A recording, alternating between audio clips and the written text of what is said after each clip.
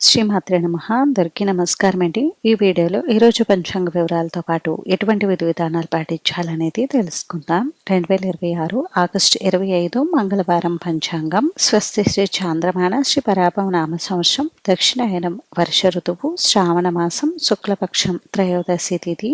సూర్యోదయం ఉదయం 5:47 ఉంది. సూర్యాస్తమయం సాయంత్రం 6:19 ఉంది. చంద్రోదయం మధ్యాహ్నం 4:46 ఉంది.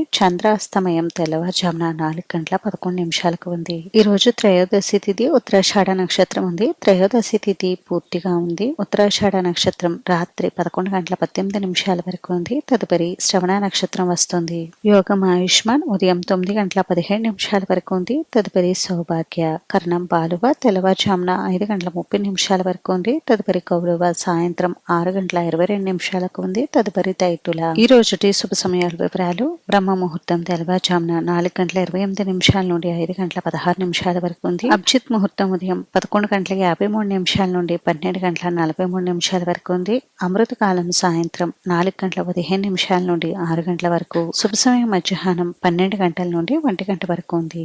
ఇప్పుడు అశుభ సమయాల వివరాలు తెలుసుకుందాం. వజ్రం తెల్లవారుజామున 5:16 నుండి 7:02 వరకు ఉంది. తిరిగి తదుపరి వజ్రం తెల్లవారుజామున 3:39 నుండి 5:23 వరకు ఉంది. దుర్ముహూర్తం ఉదయం 8:22 నుండి 9 గంటల వరకు ఉంది. తిరిగి తదుపరి దుర్ముహూర్తం రాత్రి 10:58 నుండి 11:42 వరకు ఉంది. రాహుకాలం మధ్యాహ్నం 3 గంటల నుండి 4:30 వరకు ఉంది. యమగండం ఉదయం 9 గంటల నుండి 10:30 వరకు. గుళిక కాలం మధ్యాహ్నం 12:18 నుండి 1:51 వరకు ఉంది. ఈరోజు విశేషతలు వచ్చేసి ఈరోజు 2వ శ్రావణ మంగళవారం అయితే ఉందండి. ఇంక ఈరోజు మంచి రోజా కాదా అని అంటే ఈరోజు మంచి రోజేనండి.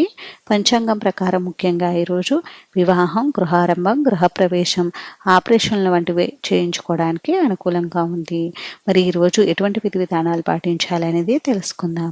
ఈరోజు తిథివార ప్రకారం చూస్తే త్రయోదశి తిథి మంగళవారం కావడంతో ఈరోజు భౌమ ప్రదోషం అని అంటారండి. శ్రావణ మంగళవారం కాబట్టి మంగళ గౌరీదేవి అమ్మవారిని పూజించాలి. ఈరోజు శ్రావణ మంగళ గౌరీ వ్రతాన్ని ఆచరించుకోవచ్చు. వ్రతం ఆచరించలేని వారు గౌరీదేవి అమ్మవారిని పూజిస్తే విశేషమైన ఫలితాలు కలుగుతాయి. ఈరోజు గౌరీదేవితో పాటుగా ఆంజనేయ స్వామి ఆరాధనకు, శివారాధనకు కూడా చాలా అనుకూలంగా ఉందండి.